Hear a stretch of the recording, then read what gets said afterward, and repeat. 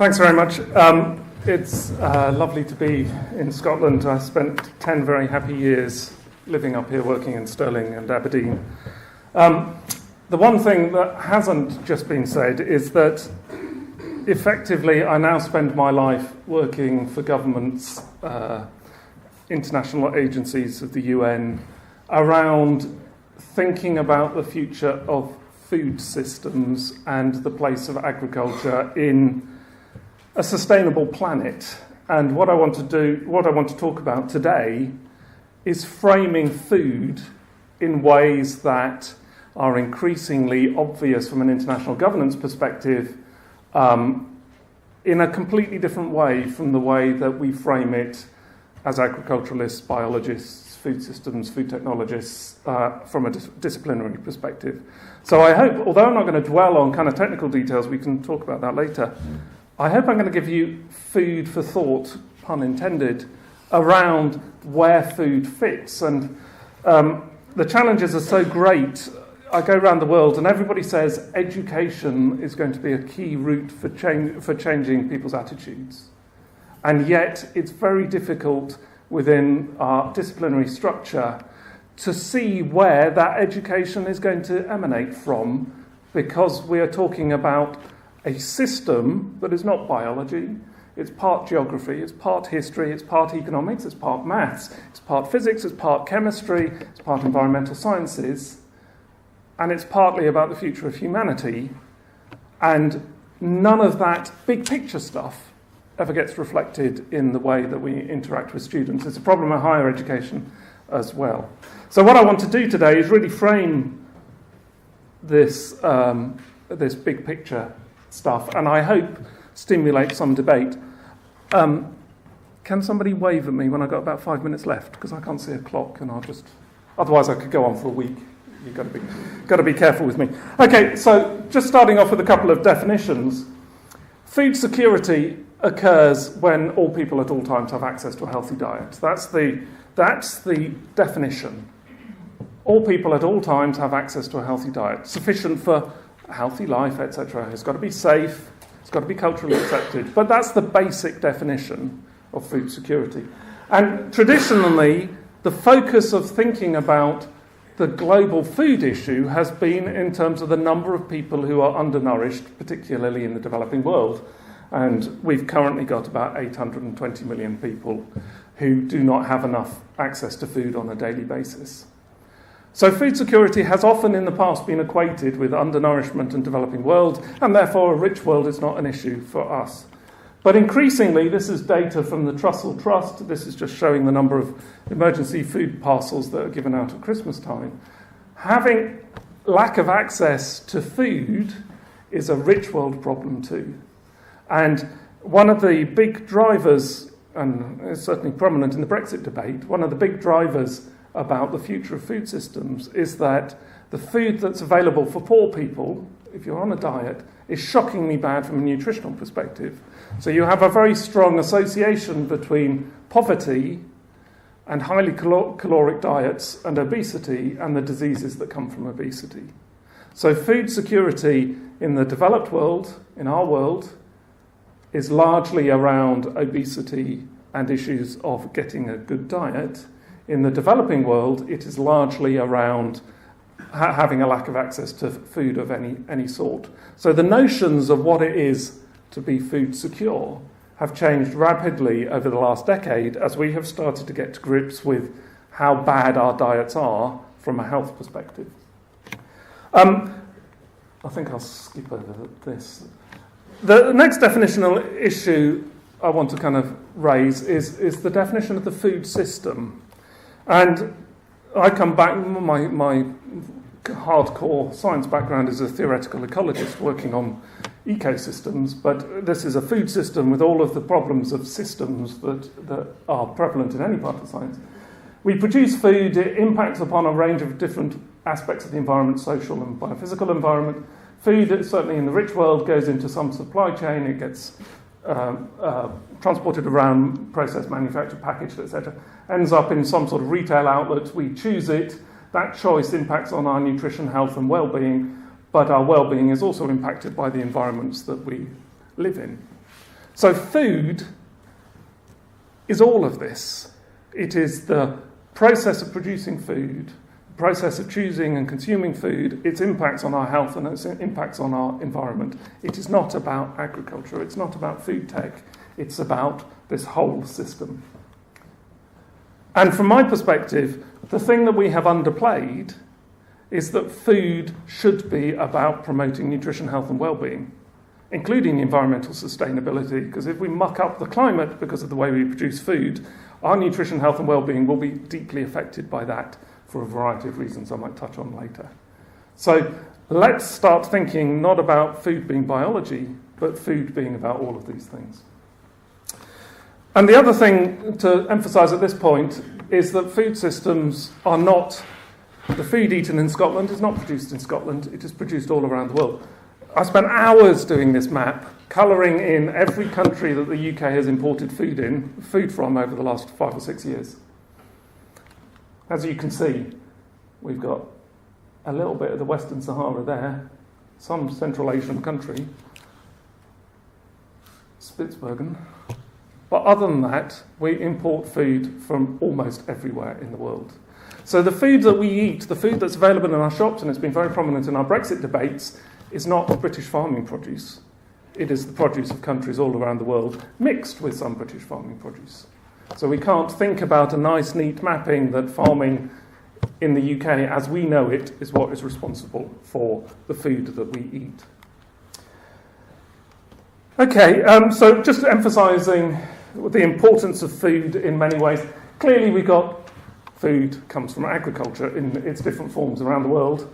It also comes from other places, industrial biosynthesis of mycoprotein in corn, for example, so it comes purely from a factory in that case. But food is produced, but look, this is an oil palm plantation cleared from forest. This is Rugby, England and France. Two cultural icons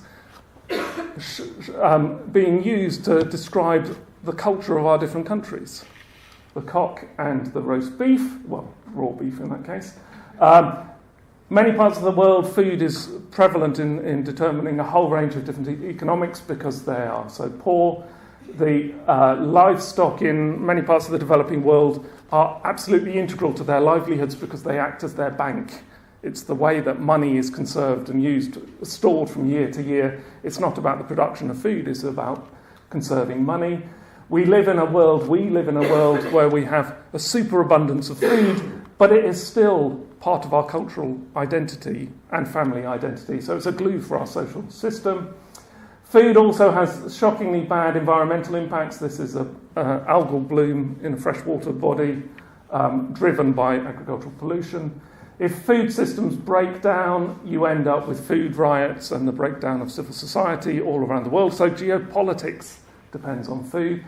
Agriculture is not all about food, it's also about fuel, fibre, biopharma, bioplastics, access to land, and as we move into a more and more squeezed world, the ability to get enough land to produce food is going to become increasingly problematic. And food leads to a whole range of diseases associated with obesity. This is a picture of somebody whose toes have been amputated because of diabetes. And food insecurity, as per the Trussell Trust, is something that is shockingly bad in this country, in the UK. So depending on how you measure it, between 5 and 8 million people struggle to get a good diet. No, struggle to get enough food not to be hungry, let alone to have a healthy diet. 5 to 8 million people in this country. And in 2015, there were 2 unprecedented global agreements brokered through the UN bodies. The first was the development of the Sustainable Development Goals, which is a set of 17 goals which are about how do we move into a world that is better, more sustainable, more equal, where the world we want, in their terminology, where no one is left behind and we all have a world that we can kind of be proud of and would be happy to live in. And these 17... These 17 goals, no poverty, zero hunger, good health, quality education, gender equality, clean water, etc., etc. Food is often associated with 2, hunger. But of course, Food, the agri-food system, is the biggest employer on a global basis, biggest employer in Europe, biggest employer in the UK. So food is associated here. Food is integral to good health and well-being. Food, we're talking about food in terms of, be it important for quality education. The understanding of food, understanding of nutrition and health, access to food. If you are a stunted child and you're not getting enough calories, you cannot learn because your IQ is reduced and your ability to access education and use education for lifelong health and well-being and economic growth is impoverished. Gender inequality, food is often preferentially given in many parts of the world to the boy, not to the girl. Food is produced in sub-Saharan Africa mainly by women, in Europe mainly by men. There are lots of gender issues in food. Clean water and sanitation, food production uses water, food production impacts on water quality through pollution, etc., etc. Food is the one thing that is integral to almost everything, well, probably everything if you think about it long enough, including number 16, which is about peace and justice. If we get the food system wrong, we end up with catastrophic consequences. So, for example, the Arab Spring and the Syrian civil war have a component that they were both sparked off by food prices going up because of the food price spike and local droughts. So when we get food systems wrong, it can lead to very big geopolitical issues. And climate, I'll come back to that. So the challenge for food. World population is growing. We're about 7.5 billion, depending on how you calculate it today. By the end of this century, we might be as high as 11 billion. So that's kind of 50% more than where we are now. So if food is a challenge today, what might it be like in the future? And it's not just the number of people on the planet that matter, it is also what they put in their mouths, which is a function of how rich we are. This is data, the number of calories that we demand on a daily basis against our income. For different income groups, we're in the red thing, effectively over the course of my lifetime. As your income goes up, you demand more and more and more calories, not because we are eating 9,000 calories a day, we're eating about 3,000 calories a day, but we require 6,000 calories of production to feed the livestock to produce our meat and dairy. So the richer we get, the more meat and dairy we want, the more demands we put on the planet. So if you then just say, well, if the whole world gets richer like we've got richer and the whole world's diets change as our diets have changed, you then start projecting forward, some of the major grains here, projecting forward, and you end up saying, well, if we're going to feed 50% more people and they're going to be richer and their demand is going up from 3,000 to 9,000 calories a day, we're going to end up in a situation where we need twice as much food as we currently produce. But we won't have twice as much land. So there is the kind of conundrum about food security into the future. Can we actually feed a world sustainably? And our current conundrum, can we feed a world sustainably, is would the possibility of feeding the world sustainably look like our farming system today? And as I will just go through, the answer is absolutely not, it's impossible. So if we want, as the UN challenges us to do, to imagine the world we want into the future, it requires a very, very different relationship between our attitude as citizens and consumers to food on a global basis, but also it implies producing very different things in very different ways with very different technologies than we currently do. So, 3 reasons why we have to square this circle. The first is health. So since the Second World War, we have invested as an international community, but led by the UK and America, US, we have invested in liberalising trade and making international trade really fluid and straightforward. And that means that a country that can produce a lot of food gets an enormous profit from producing a lot of food. And that has incentivized countries in the breadbasket areas really to concentrate on becoming agriculture and trade nations. And as you can see on this graph, this figure on the bottom, where it is red is effectively where the world's calories come from. And it is kind of 6 areas, and those are associated with 6 simple crops, to the point where half the world's calories come simply from 3 crops. And almost 3/4 of the world's calories come from 8 crops. We all eat around the world more or less the same thing, and it is this small family of crops. And when you look on the left-hand side, there's some dietary advice. This happens to be American dietary advice. On the right-hand side is what we grow on a global basis. This is what agriculture is incentivized to provide. You don't have to be a statistician to recognize that those two are radically different. The world does not grow through our agricultural system the sorts of things that we need to make our lives healthy through diet. We grow far too much grain, and we grow far too many fruit and vegetables. We grow far too much vegetable oil. We grow far too much sugar for a healthy diet. So our agriculture is completely misplaced, and to grow more wheat in the UK for export, growing barley for whiskey is a slightly different matter, growing wheat for export to drive diets which are not healthy does not make sense from a sustainability perspective, simply from health.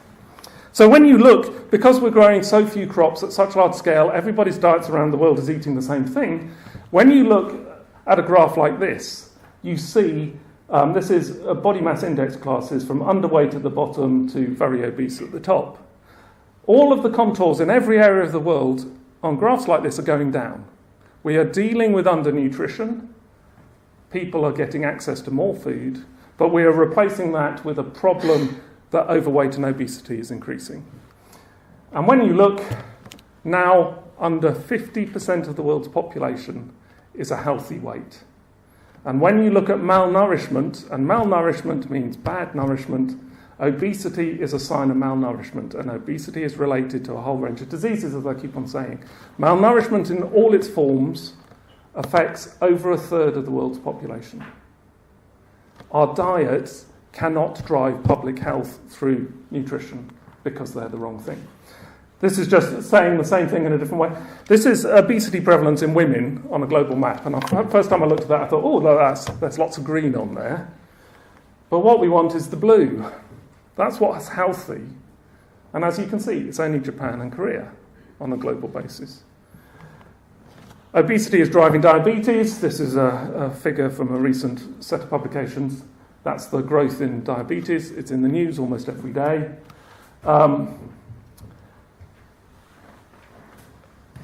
The cost of dealing with diabetes on a global basis exceeds all of the profit from agriculture on a global basis. That's a shocking statistic, that we are producing food in such a way that the cost to the health system are much larger than the profits to producing the food in the first place. In the UK, our figures from the UK government are that the cost to the health system of bad diets are between 3 and 5 times greater than the entire value of the agricultural economy. Putting that into perspective. And that's just diabetes and obesity costs. When you look at all of the other health costs associated with the way we produce food, whether it is food safety and Campylobacter, whether it is antimicrobial resistance, whether it is diseases coming from livestock entering human population, whether it is air quality in cities. About a third of the air quality in cities is not caused by diesel, it is caused by agriculture, intensive agriculture. And as we're starting to recognise all of these costs, it's becoming quite frightening and unsustainable from a healthcare perspective to carry on producing the food that we currently consume. Environmental costs, I'll skip over this relatively quickly. These are, if you take all of the global statistics and divide it by the number of people on the planet, you end up with this. So everybody uses about a football pitch of land on average to produce their food, about a third of an Olympic swimming pool per year to produce their food. It's mainly rainwater, but when it comes from tap water, it becomes problematical. 15 kilograms of nitrogen. Two shocking statistics to me anyway. Antimicrobials, so antibiotics used in livestock, on average, everybody on the planet uses the equivalent of 9 grams of antibiotics a year fed to their livestock for our meat and dairy. That's the equivalent of a standard course of antibiotics that you get if you go to the doctor with some disease. So if you think about that 7.5 billion times over, that is quite a lot of selection pressure on bacteria to evolve resistance, which is why we have the issue of antimicrobial resistance. And if all our antibiotics fail from a healthcare perspective, and we go back to kind of Victorian levels of exposure to disease, then that's going to be quite frightening from a social perspective, and we'll have much greater child mortality and so on. The other shocking statistic is that on average person on the planet uses the equivalent of 284 grams. So I looked through my food cupboard, that's a standard can of chickpeas, that sort of can of baked beans. So that's about the amount of pesticides used per person. That's the active ingredient. By the time it's diluted up to make the pesticide, it's about the amount of pesticide in a kitchen bin, 30 litres or so. Everybody on the planet is using that sort of a level of pesticide on average to produce the food, which is why it's driving biodiversity crisis around the world, and we're losing insects and other supporting biodiversity. And of course it drives forest loss, it drives land use conversion. This is just from a Google imagery. 1984, you can just see the first logging road coming in. This is Rondônia in Amazonia. 2016, this is what it is. And this is being driven by industrialized soy production to provide cheap protein for livestock on a global basis. This is being driven not by any real healthcare metric or need for food. This is being driven by the fact that we like to eat more and more meat, the cheaper it becomes. And when you look at the greenhouse gases emitted from our food system, greenhouse gases associated with food are about 30% of all of the greenhouse gases emitted by humans, and that's about equivalent to lighting, transport, washing machines, which are very energy intensive, and all heating and cooling. If we're going to move into a world where we're dealing with climate change, by the time you've changed all your light bulbs to LEDs, by the time you've got your electric car, by the time you've got energy efficient heating, all that's left to change is this. And the biggest lever of change of this is not agriculture, it is changing our diets and changing the amount of food we waste and so on. Of this wedge, about half is associated with meat and dairy production. So if the world went vegetarian, that would be the equivalent of taking all cars and aeroplanes out of the system from a greenhouse gas perspective. Just a word on climate change. This is the third thing that we have to kind of get to grips with. The world at the moment is on course for about between 3 and 4 degrees of climate change by the end of the century. And climate change has 3 components. The first is the change in climate. So that's the expectation of weather based on about a 30-year average. And if you look for the UK, if you add 3 or 4 degrees to the UK, you end up somewhere like Barcelona. So imagine what our world would feel like if the countryside that we see and the way we relate to the biology is the equivalent in Scotland of southern France. Hey, you might say. But think about the deep-rooted nature, all of the trees would be different, the way we grow livestock would be different, the way we relate to the environment would be different with that kind of element of climate change. But that's not the worrying element of climate change, because over 100 years we can adapt to that. 2 other things about climate change. One is that the change in extreme weather and the frequency of storms and severe weather and heat waves like this year. The recent climate projections published last week by DEFRA, or was it this week? By DEFRA, say that this summer that we've had will effectively become normal under a high emissions scenario mid-century. So imagine those stresses on water and livestock systems in only 20 or 30 years' time, if that were to happen. And of course, extreme weather can be disruptive to transport systems. We're worrying a lot about Brexit and what will happen if we have to put new customs arrangements on ports and how that will slow down food supply. If we lose ports because of severe storms and floods and hurricanes and so on, we'll be in an equally bad way as time goes on. And the third element of climate change, and this is the really scary bit from my perspective, is that there's a real risk of large-scale changes, tipping points in our climate system. And the one I've done some work on over the last 2 or 3 years is the overturning circulation that drives the Gulf Stream. Now, there is quite a lot of evidence. I'm an author with the IPCC. There's quite a lot of evidence that this might well, it is slowing down, it might well slow down radically or switch off over the course of this century. If that were to happen, if we lost the Gulf Stream and the 7 or 8 degrees of heat that it brings to northwest Europe, if you draw a line across from kind of the UK, you end up in northern Labrador, where no one lives because it's impossible to live. There aren't any towns there. If you just look across, you can't find a town because it's under snow for 4 months of the year. The snow's melting for 4 months of the year or building up for 4 months of the year, and you've only got a couple of months where you can do anything. It's really, really difficult. So were that to happen, back-of-the-envelope calculation suggests that we would lose about a third of the world's food.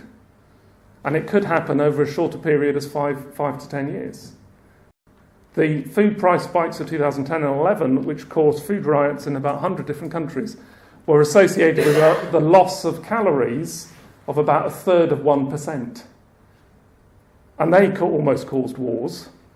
If we lost a third of the world's food, there's no guarantee that we, in the rich world, would end up getting enough food for ourselves. And certainly, if you imagine a huge famine in Africa, because there wasn't enough food being produced, where would the people go? They would come to Europe. Think of what's happened in terms of the post-Arab Spring flows of migration and how that's destabilised the European community. Were that to be 10 times worse, everything that we think of in terms of our stable life and our stable geopolitics would change. Yeah, this is just a graph. This just shows food prices in the black lines, and where there's a red vertical line, that's where there was a food riot.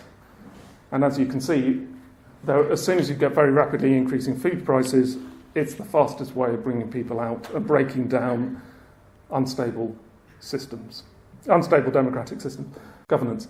And of course, one of the issues around Brexit is this form of food insecurity. If food becomes suddenly lacking in availability and runs out of Asda across the road or whatever, if we in the country we've only got 8 to 10 days of dry food, 3 to 5 days of fresh food at any one time.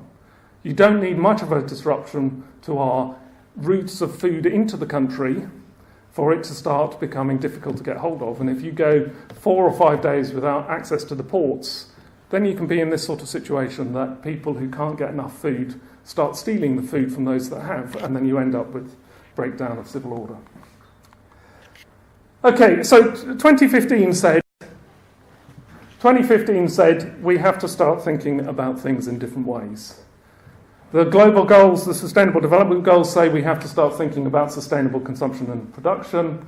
And the Paris Climate Agreement says we have to think about mitigating climate change. And effectively, the corollary of that is that we have to change our diets.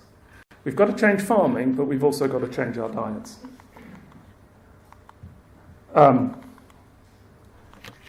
So one of the reasons that we have to change diets is that where it's green on this map, we grow food and we feed it to people. Where it's red, we grow food and we feed it to livestock. And at the moment, the amount of calories that we give to livestock could feed the entire population of Asia, 4.2 billion people. The scope for feeding people with a vegetable-based diet or a plant-based diet is huge. It would be better for people's health, and it would take a lot of pressure off the system. What is the future of food systems?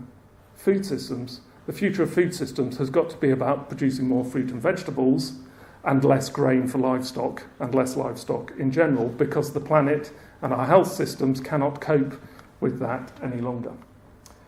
So just quickly, I know I'm running out of time,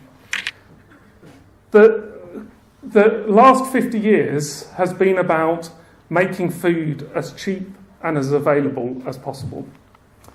And I call it the CFP, the cheaper food paradigm. Agricultural intensification coupled with trade. I'm just going to go through the argument for why this is not sustainable. CFP, intensive production, drives climate change. Climate change is increasingly driving the potential for yield decline, so that's going to require a greater amount of intensification to make up the lost yield. Yield decline is driving agricultural expansion with chopping down rainforests. etc., to make more and more food. That's driving biodiversity loss. Climate change is driving the need for BECCS, biomass energy, carbon capture and storage. That's sucking carbon out of the atmosphere. That's creating more competition for the land. So we can't have so much agricultural expansion as we would like to meet demand. So that is driving intensity and driving further changes in land use around the world, which is also driving climate change. Yield decline, agricultural intensification is driving soil depletion. Lorna can talk about that, which is driving yield decline potentially. Agricultural intensification is driving concentration in fewer and fewer crops growing at bigger and bigger scales in fewer and fewer places. That's creating homogeneous landscapes of cereals, which is driving biodiversity loss. It is also making food so cheap that it's rational to waste. A third of global food gets wasted, which is driving climate change because of all of that embedded material in that. Crop concentration is driving down the price of cereals, so it makes it much more economically rational to feed livestock. So we're getting more livestock around the world, much greater than nutritional needs. It's driving everybody around the world to eat the same 5 or 6 crops, which is driving malnourishment in all its forms in terms of lack of dietary diversity and too many calories. The more livestock is driving climate change, and climate change is driving a change in the biology of plants, so they have less nutrients and less protein inside them, which is making malnutrition in all its forms worse. So our way of driving agriculture in terms of thinking about agricultural intensification, bigger farms, more efficient farms, and so on, is creating a system that is self-referentially making itself worse. And if we do not change it, if we do not change our attitude to food through policy, through markets, and through citizens changing attitudes, this system is unsustainable in whichever form you look at it. It will break. And if it breaks, people will get hurt. And politics will change. And trade relationships will change. And so on. So, final slide. Business as usual thinking, our last 40 years would say, let's focus on productivity. Let's grow more efficiently. That will create more cheaper food of the wrong sort, which will drive more waste because food is cheap enough to waste. It'll drive ill health, drive more climate change. That climate change will impact on yields, making the need for intensification worse. More climate change creates a greater need for land to plant trees on to suck the carbon out of the atmosphere. That intensification creates a greater need for water, a greater need for land, a greater need for a whole range of other things, which makes the environment worse, drives less biodiversity, and so on. But think of a world of business unusual, the world we want. Greater focus on systemic efficiency, number of people fed healthily per hectare of production rather than the amount of yield per hectare of production. Sustainable production with low waste. Greater recognition that food matters from a health perspective and from an environmental perspective. Paying farmers more per unit of output so that they can afford to farm in an environmentally sustainable way, and they can afford to grow things which at the moment don't have enough yield to make it economic, but might have a higher nutritional quality. That would be associated with higher food prices. Different diets would drive more diversified agriculture, which would have a completely different look of the landscape, and it would need different sorts of crops grown at different scales with different sorts of farming machinery, leading to a landscape which is not monotonous of cereals but was heterogeneous, allowing more mixed farms to re-emerge like we used to have. We'd have more multifunctional landscapes, less landscapes of cereals. We would have a whole range of greater biodiversity and so on, more rural employment. The efficient food system that we wouldn't waste so much, at the moment 40 to 50% of food is wasted when you add up all of the different forms of waste. The efficient food system would allow land to be used for other purposes, including climate mitigation, and would end up with more resilient landscapes. There is an alternative future, and the thing that struck me about my last 5 years working with governments is that people have gone from saying, this is not possible, to saying, how do we move in that direction? And the final thing that I'd want to leave you with my concluding slide is, what is the world we want? How do we encourage students to think not about food as biology, or not about food as geography, or not about food, but the whole totality of our food system and its relationship to social systems, the relationship to geopolitical stability, the relationship to trade. All of these things matter. And if we want our kids to grow up and address these grand challenges and make a world that we want them to live in, that's geopolitically stable, where they're rich enough to be able to afford stuff, we have to start grappling with some of this complexity that doesn't map neatly onto our current educational system and doesn't map onto policy areas and so on. So how best do we equip students to deal with some of these challenges? Because as I said right at the start, the UN thinks the answer is in education. So how are we educating our students to tackle these global challenges? That, for me, is the big question today, because I cannot see policy, I cannot see the market changing things fast enough to stop some of these things happening. We have to start engendering a need in our students to appreciate these wider issues. Otherwise, I think about my kids in their late 20s now. They're going to be alive at the end of the century.